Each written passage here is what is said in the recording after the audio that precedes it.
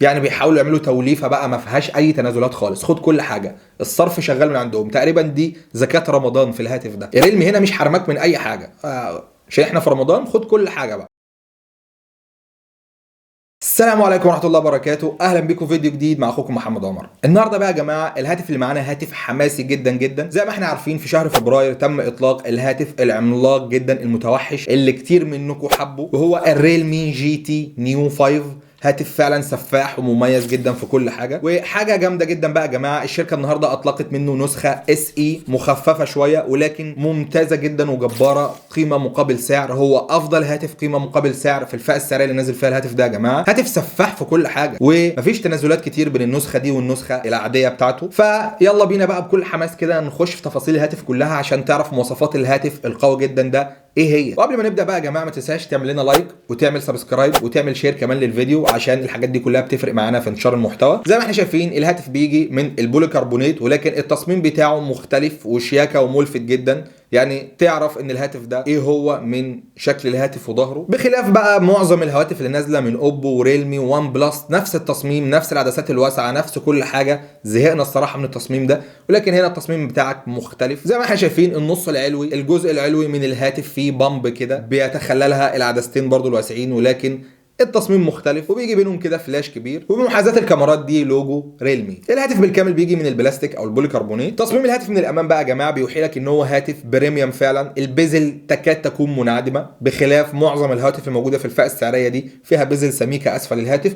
ولكن هنا تكاد تكون منعدمه تقريبا البزل دي. فالشاشه هنا بتستغل اغلب الواجهه الاماميه للهاتف باستثناء الهول بانش، فدي حاجه ممتازه جدا طبعا. والممتاز اكتر ان الشاشه دي من نوع اوليد بحجم 6.74 بوصه، فول اتش دي بلس كمان، وتقرب على ال 2K. دقه الشاشه دي يا جماعه بتقع بين ال 2K والفول اتش دي بلس. كثافه البكسلات هنا 450 بكسل بير انش، المعتاد هتلاقيه 390 بحجم الشاشه دي، ولكن انت هنا معاك حجم البكسلات 450 بكسل بير انش، ودي حاجه ممتازه جدا. جوده الشاشه هنا هتبقى افضل معاك. وكمان معدل تحديث الشاشه دي 144 هرتز، الشاشه سريعه جدا مخصصه للالعاب اكتر، حاجه رهيبه جدا. وكمان شده سطوع الشاشه دي بتوصل لحد 1400 نتس، ودي حاجه جيده جدا برضو في الفئه السعريه دي. طبعا الهاتف هنا كله انبهارات، هو الحماس ده يا جماعه مش جاي من فراغ، ولكن مواصفات هنا فعلا عاليه جدا في الفئه السعريه اللي نازل فيها الهاتف. هتعرف سعر الهاتف في اخر الفيديو ان شاء الله، ولما تعرف سعر الهاتف هتقارن بينه وبين هواتف كتير نازله في نفس الفئه السعريه ولكن مواصفات اقل بكتير. فالشاشه هنا شاشه ممتازه جدا، وافضل شاشه موجوده في الفئه السعريه دي. ما تدورش في رينج الفئه السعريه دي مفيش شاشه افضل منها. ومع الشاشه المميزه دي يا جماعه بيجي معاك سماعات ستيريو عشان تقدر تشاهد محتوى رائع جدا على الشاشه دي بالوان ممتازه جدا وبدقه عاليه جدا ووضوح وسطوع وصوت، وكل حاجه هتبقى رهيبه جدا معاك في تجربه مشاهده المحتوى على الهاتف ده او اللعب، يعني لو انت بتحب تلعب. ولو انت هتشتري الهاتف ده يبقى انت فعلا قريب جدا من انك بتحب تلعب، لان الهاتف ده موجه للالعاب اكتر. بالنسبه للشاشه بتاعته سرعتها 144 هرتز، وكمان المعالج الموجود هنا هو ده تاني هاتف بينزل فيه المعالج ده. اتكلمنا طبعا عن الهاتف السفاح التيربو بتاع ريدمي، ده كان اول هاتف بينزل فيه المعالج ده، وده تاني هاتف بينزل فيه المعالج ده بالمناسبه يعني، وهو السناب دراجون 7 بلس جين 2. معالج سفاح جدا في الفئه المتوسطه العليا، هتلعب عليه بكل اريحيه وبكل سهوله، هيفرم معاك كل الالعاب مفيش اي مشاكل، وكمان هتتنقل بين التطبيقات بكل سلاسه وسهوله. طبعا دي حاجه مش محتاجه كلام، كل حاجه هنا رائعه جدا في اداء الهاتف. والرامات اللي موجوده هنا رامات سريعه جدا برضو LDDR5، وهي من اسرع الرامات الموجوده في العالم. طبعا هو في التحديث بتاعها البوينت 1، ولكن الفايف برضو سريعه جدا ورهيبه. البوينت 1 ده ممكن تاخدها في هاتف ب $1300، ولكن هنا انت بتاخد حاجه بأقل من ربع السعر تقريبا. ونوع الذاكرة الموجودة هنا هي UFS 3.1، ذاكرة سريعة جدا، فالأداء هيبقى طيارة حرفيا معاك في الهاتف ده. والمعالج زي ما احنا عارفين بدقة 4 نانومتر، معالج موفر جدا في الطاقة معاك. والمعالج الرسومي الموجود هنا هو الأدرينو 725. والهاتف هنا بيجي بالسكان بتاعة ريلمي، وهي الريلمي UI 4.0 المبني على اندرويد 13. مساحات التخزين بتاعة الهاتف ده هنا كتير جدا معاك، تقدر تاخد مساحة 256 جيجا مع 8 جيجا رامات، او 256 جيجا مع 12 جيجا رامات، او 512 جيجا مع 12 جيجا رامات، يعني كل حاجه متاحه بالنسبه لك.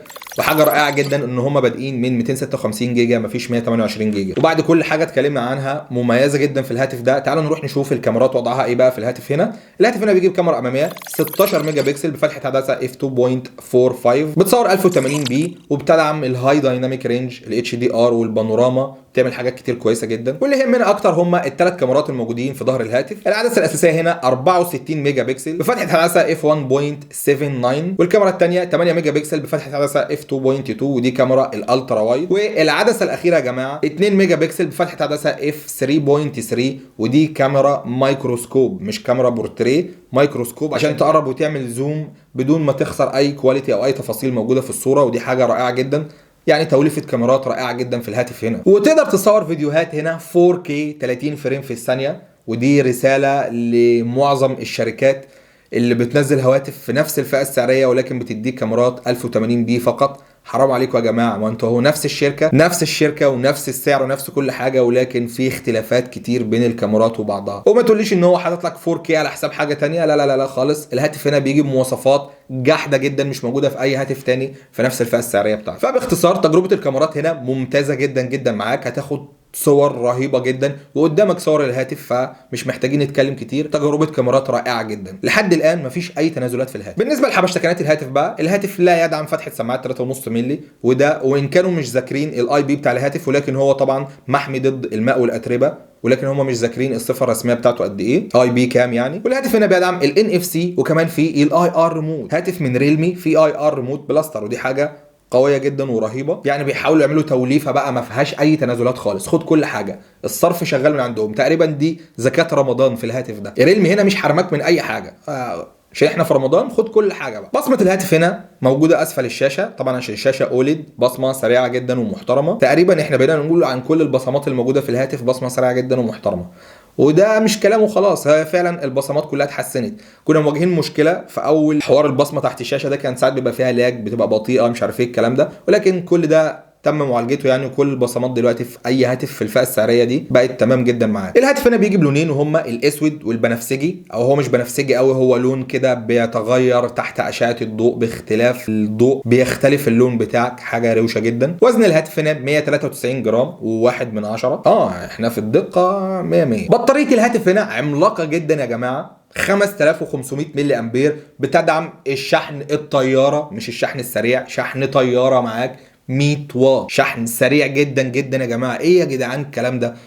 يعني حاجه رهيبه، كل حاجه في الهاتف مميزه جدا فعلا. طبعا ال 100 واط دول عن طريق التايب سي، وهسيب لك هنا قدامك دلوقتي الاوقات اللي بيشحن فيها الهاتف ده، يعني في نص ساعه مثلا بيشحن قد ايه، الكلام ده قدامك دلوقتي. وقبل ما نقول لك راينا في الهاتف بقى، تعالوا نعرف تسعير الهاتف، عشان انت طبعا لو انت ما تعرفش سعر الهاتف لحد دلوقتي فانت متشوق جدا تعرف كل ده بكام. تم تسعير الهاتف ده في السوق الصيني للنسخه القليله 256 جيجا مع ال 8 جيجا رامات، ده بسعر $305 فقط، ودي حاجه رهيبه جدا جدا. كل الانبهار اللي احنا فيه ده بسبب السعر ده، ودول بيعادلوا تقريبا 9450 جنيه مصري. وعلى فكره يا جماعه الهاتف هنا بيجي بنسخه 1 تيرا مع 16 جيجا رامات، ودي حاجه رهيبه جدا جدا طبعا، بسعر $405 يعني حوالي 12500 جنيه مصري. والهاتف ده هيتاح للبيع في السوق الصيني يوم 10 ابريل، ودي حاجه مميزه جدا يا جماعه في الهاتف ده. كل حاجه في الهاتف تقريبا مميزه. الهاتف هنا سعره رائع جدا جدا جدا. لو انت في ايدك تشتري الهاتف ده ما تشتريش اي هاتف تاني في الفئه السعريه دي، بخلاف مثلا لو هتقارن بينه وبين التربو. الشاشه رهيبه جدا جدا معاك، كل حاجه فيها مميزه، شده اضاءه والوان وريفرش ريت، كل حاجه معاك سريعه. والبطاريه عملاقه جدا جدا معاك، وشحن سريع جدا ورائع، والمعالج فئه متوسطه عليا ورائع جدا جدا يا جماعه، والكاميرات مميزه جدا. كل حاجه توليفه متكامله في الهاتف ده، فانصحك جدا بشراء الهاتف ده، هيصمد معاك فتره طويله جدا.